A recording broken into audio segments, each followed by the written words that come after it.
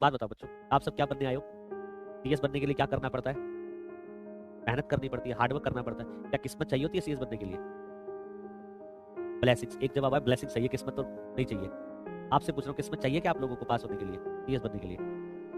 ऐसा तो नहीं बिना किस्मत के कुछ मिल जाता है, किस्मत भी चाहिए होती है। बट किस्मत किस्मत किसका साथ देती है? कई बार हम कहते हैं कि यार वो तो डिजर्व ही नहीं करता था पास होना, पास हो गया, है ना यार, उसमें तो कोई लगता ही नहीं कुछ कि सीएस होगा, पर देखो सीएस है, बातों से तो लगता नहीं, लगता भी नहीं, पढ़ा लिखा है, पढ़ता भी नहीं था, फिर भी सीएस बन गया, है ना। तो बेटा हार्डवर्क के साथ क्या होता है? किस्मत भी चाहिए होती है। किस्मत किसका साथ देती है? जो हार्डवर्क करता है। किस्मत किसका साथ देती है? अगर आप मेहनत करोगे तो मेहनत के साथ ऑटोमेटिकली क्या होगा? किस्मत भी आपका साथ देगी। मेहनत नहीं करोगे तो किस्मत भी नहीं आएगी। तो प्राइमरी स्टेज क्या है बेटा? हार्डवर्क। हार्डवर्क करते रहो, और जहां पर कोई कमी रह जाती है फिर ऊपर वाला वो आपकी किस्मत में डालकर आपको पूरी कर देता है। एक इंसिडेंट बताता हूँ आपको। मैं सीएस प्रोफेशनल में था, तो मेरा टैक्स का पेपर था। उसमें दो तरह के टैक्स थे बेटा, डायरेक्ट टैक्स और इनडायरेक्ट टैक्स। मेरा डायरेक्ट टैक्स का पोर्शन इतना स्ट्रॉन्ग नहीं था, 30 नंबर में बहुत ज्यादा पोर्शन था, और इनडायरेक्ट टैक्स 70 मार्क्स का था, मैंने वो पढ़ लिया। अब मैं एक बार उस डायरेक्ट टैक्स के पेपर में फेल हो रखा था, और सीएस का सर्टिफिकेट, सीएस की डिग्री और मेरे बीच में पेपर नंबर टैक्स वाला ही था, डायरेक्ट टैक्स का पोर्शन था। ये मुझे बात पता थी कि ये वाला पेपर फिर मैं फेल हो सकता हूँ, पर मैंने पूरी जान लगाई जितनी मेरे पास थी। मैंने इनडायरेक्ट टैक्स को घोल घोल कर अच्छे से करा, ताकि जो भी कमी डायरेक्ट टैक्स में वो कहाँ पूरी हो जाए? इनडायरेक्ट टैक्स में। बट इस बात में तो कोई दोहराई नहीं हो, 30 नंबर का पोर्शन एग्जाम में 30 नंबर का आएगा। मैंने पूरी कोशिश की, मैं एग्जाम देने गया, एग्जाम में मेरे पास इनडायरेक्ट टैक्स का पोर्शन आया, मैंने अच्छे से करा वो अटेम्प्ट। अब डायरेक्ट टैक्स की बारी है, तो मैंने 5-7 नंबर का पेपर कर लिया, डायरेक्ट टैक्स का बाकी पेपर मुझसे हिले ही ना प्रैक्टिकल। और मैंने कहा देख भाई आशीष, पास होना है तो क्या करना पड़ेगा? डायरेक्ट टैक्स का पोर्शन भी करना पड़ेगा। 70 नंबर का मैं अगर पेपर करके जाऊंगा तो मुझे एग्जामिनर पास करेगा ही नहीं, और फिर इस बार तू सीएस रह जाएगा। अब मैं क्या करूं? तो मैंने अगल बगल देखा, अगल बगल मेरी एक मैडम थी, मैडम मतलब एक लड़की थी, पेपर दे रही थी। मैंने उससे पूछा कि आपने क्वेश्चन कर रखे हैं? कह रही हाँ कर रखे हैं। मैंने कहा मुझे दिखा दो। तो उसने मुझे डायरेक्ट टैक्स के क्वेश्चन दिखा दिए 2-3, और डायरेक्ट टैक्स के क्वेश्चन दिखा दिए, और मेरा पेपर अटेम्प्ट हो गया 90 नंबर तक का। अब मुझे श्योरिटी होगी कि 100 में से मैंने 90 नंबर का पेपर कर लिया, अब इजीली मैं पास हो जाऊंगा, प्रोवाइडर दैट इस लड़की ने जो क्वेश्चन मुझे दिखाया वो ठीक हो। पेपर खत्म हुआ, मैं बाहर वेट करा, मैंने कहा ठीक है वेट करा उस लड़की का, उसको थैंक यू बोलने के लिए। और मैंने थैंक यू से पहले उससे एक सवाल पूछा, तेरे क्वेश्चन ठीक थे गलत थे? थैंक यू तेरे को बाद में बोलूंगा, पहले बता क्वेश्चन ठीक थे गलत थे? तो उसने मुझे प्रूफ करवाया, चेक करवाया। अब मैं तो इतना ज्यादा डायरेक्ट टैक्स में स्ट्रॉन्ग नहीं था, पर मुझे उसकी बातों से सहमति हुई, मुझे लगा कि भैया 10-12 नंबर का पेपर इसने ठीक करवा दिया है। तो मोरल ऑफ द स्टोरी क्या है? जब आप बेटा ईमानदार हो, जब आप अच्छे से पढ़ाई करते हो, सब कुछ अपने लिए करते हो, तो बच्ची कुछ बेटा जो कमी होती है ना वो कौन पूरी कर देता है? ऊपर वाला पूरी कर देता आपकी किस्मत में। वो लड़की नहीं थी मेरे लिए, देवी थी, वो देवी माँ थी, माता का अवतार थी, जो साक्षात मेरे सामने राइट हैंड साइड पे आके बैठ गई थी। कुछ वो ना होती, मैं डायरेक्ट टैक्स का पेपर फिर ना कर पाता, डायरेक्ट टैक्स का ना कर पाता, फिर मेरे नंबर क्या होते? कम आते, फिर मैं सीएस नहीं बन पाता, शायद अगले अटेम्प्ट देने से पहले मैं होशला हार जाता। अरे बोलो, तो जब आप शिद्दत से पूरी मेहनत करते हो ना, तो फिर ऊपर वाला भी कैसे ना कैसे किसी ना किसी रूप में आकर आपकी मदद कर ही देता है। मैं नहीं मानता वो लड़की स्टूडेंट थी, वो तो मेरे लिए साक्षात देवी थी, दुर्गा का अवतार थी, मेरे साथ आई थी, ले बेटा कर ले पेपर, जा जी ले अपनी जिंदगी। अरे बोलो, अभी सुना ऐसे पेपर्स में चीटिंग होती हो, पर हुई ना देखो। और मेरा वो वाला पेपर जो मेरा सबसे ज्यादा अटका हुआ था, वही वाले पेपर में मुझे हेल्प मिल गई और मेरा पेपर पास हो गया। तो आप जब मेहनत करते हो ना, तो फिर किस्मत भी आपका साथ देती है। अब किसी बच्चे के नंबर आए 100, वो कहता है शिट मेरी किस्मत ही खराब थी, चाहिए थे 200। अरे तेरे आस हो रहे हैं, भगवान 100 नंबर कैसे और लगा दे तेरे पास? अगर तेरे 195 आ रहे होते, 196 आ रहे होते, 196 आ रहे होते, 197 आ रहे होते, 2-3 नंबर की कमी होती, तो ऊपर वाला क्या कहता? चल इतनी मेहनत बच्चे ने करी है, थोड़ी किस्मत लगाकर 2-3 नंबर और दे दो, पास हो जाएगा। तुम्हारे नंबर आ रहे हैं 400 में से 100, चाहिए 200 पास होने के लिए, तुम कह रहे हो यार शिट भगवान ने साथ नहीं दिया। भगवान मिलने का तुम्हारे लिए 100 + 100, 100 तुम्हारे 100 भगवान के, तब मिलाकर इक्वल टू कितना? 200। ऐसी किस्मत तो मैंने आज तक देखी नहीं कभी। टोटली जो बच्चे किस्मत को ब्लेम कर देते हैं ना, मेरी किस्मत ही ठीक नहीं थी। आप कई बच्चों को देखना, रिजल्ट आने मेरी किस्मत ही ठीक नहीं थी। नंबर कितना है? 400 में से आउट ऑफ 60। अबे तू बोल रहा है किस्मत लिटा के मारो उसको, तो 400 में से 60 नंबर जिसके आए वो किस चीज को ब्लेम कर रहा हूँ? किस्मत। जिसके 196 आए हो और 4 नंबर से फेल हुआ, वो कह यार कि मेरी किस्मत खराब थी, शायद मेरा लक अच्छा होता तो मैं 4 नंबर मेरे और आ जाते कहीं ना कहीं से, तो मैं पास हो जाता। तो भगवान भी उनकी मदद करता है, किस्मत भी उनके साथ आती है, जो अपना 100% दे देते हैं, और बची कुछ कसर क्या होता है? भगवान पूरी कर देता है। क्यों? एक और इंसिडेंट बताता हूँ। हम 3-4 दोस्त थे, हर साल हम जाते थे वैष्णो देवी। कहाँ जाते थे? वैष्णो देवी, माता रानी में।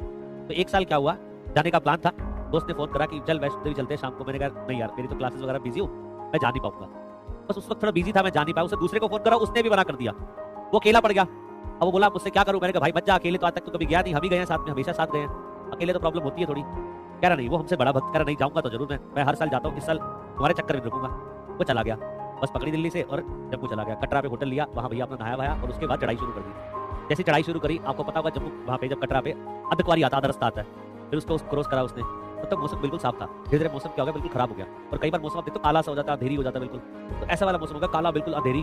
और सारे जो लोग वहां पर वैष्णो देवी की यात्रा कर रहे थे, चढ़ाई कर रहे थे माता रानी भवन के लिए, वो सब रुक गए क्योंकि मौसम ज्यादा खराब था। अब ये अपनी धुन में था, ये मेरा दोस्त अपनी धुन में था, जय माता दी करते करते बहुत आगे चला गया। आगे देखा तो उसने नजर करा, पीछे कोई भी नहीं, आगे कोई भी नहीं, ये अकेला ही भाग रहा है वहां पे, चढ़ाई अकेले कर रहा है। और चढ़ाई आपको पता है अब तो थोड़ा सा नया रास्ता बन गया, तो उसमें साइड में ग्रिल मिल लग गई है, सेफ्टी आ गई है। पहले पुराने वाले रास्ते में कोई ग्रिल मिल नहीं थी, कच्चा रास्ता था वो। और चढ़ाई भी बड़ी जबरदस्त थी उसकी।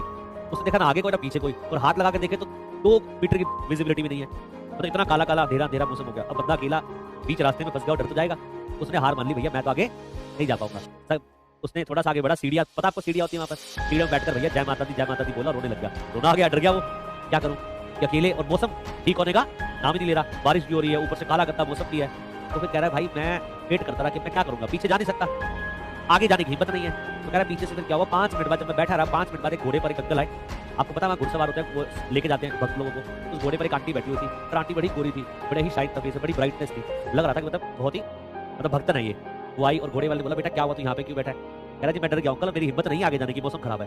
कह रहा घबराने की बात नहीं है, तू बस मेरे को क्या कर, फॉलो करता रहा, मैं चल रहा हूँ आगे आगे घोड़ा लेके, तू मेरे साथ साथ चलता रहा, मैं तेरे को भवन पहुंचा दूंगा माता रानी के वहाँ पे। वो जैसे से घोड़ा आगे भागा वो भी आगे भागा, घोड़ा तेज वो भी तेज, घोड़ा धीरे वो भी धीरे, ऐसे करते करते करते करते बहुत जर्नी आगे निकल गई। अब बात आ गई भवन पहुंचने की। किसकी बात आ गई? भवन, जो माता रानी का भवन है वहां आने वाला था। उससे जैसी भवन हम पहुंचते हैं तो 1 किलोमीटर पहले वहां पर लाइटिंग शुरू हो जाती है, रोशनी हो जाती है भवन पर वहां पर। तो कह रहा जैसी आशीष वहां पर भवन के पास पहुंचने लगे, वो ना घोड़ा दिखा मुझे, ना वो आंटी दिखी, ना वो घोड़े वाला आदमी दिखा। यार लुप्त हो गए, मेरी आंखों के सामने से हट गए, पता नहीं लगा। और बाद में क्या हुआ, रोशनी आ गई वहां पर, और उसके बाद फिर रोशनी देखा तो भवन पर शेड आ जाता है। आपको पता है शेड आ जाता है, तो शेड में आपको कोई दिक्कत नहीं है, फिर आप आराम आराम से जाते रहो। वो कौन था भाई? वो कोई और थोड़ी होगा, भगवान ने भेजा हुआ अपना भक्ति होगा कोई, मतलब भगवान का भेजा हुआ कोई भक्ति होगा, माता रानी साक्षात किसी को भेजा होगा कि भाई भक्त रास्ते में रो रहा है, अटक गया, इसको लेकर आओ। जब आप मेहनत करते हो ना, और जब आप शिद्दत से मेहनत करते हो, देखो उसमें लगन थी कि मुझे जाना है, चाहे आशीष नहीं जा रहा, चाहे दूसरा नहीं जा रहा, पर मुझे जाना है, वो गया। पर जहां पर उसके हौसले रुके वहां पर क्या हुआ, भगवान ने साथ दिया ना।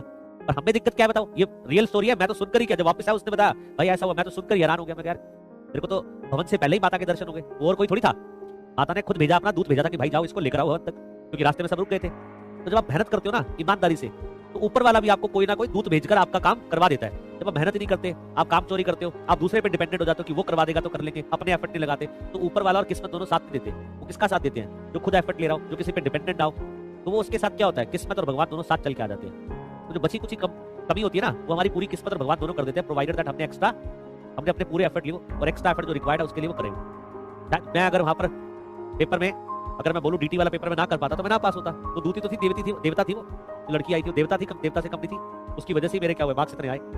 आई बात समझ? तो बेटा याद रखना, अपनी मेहनत इतनी करना कि ऊपर वाले और किस्मत दोनों क्या हो जाए, बाउंड हो जाए आपके साथ आने के लिए। क्यों कहते हैं ना, कोई भगत मंदिर जाता है, 1 कदम आगे बढ़ता है तो फिर ऊपर वाला क्या करता है, 4 कदम आगे बढ़ाता है। आप भगवान की तरफ 1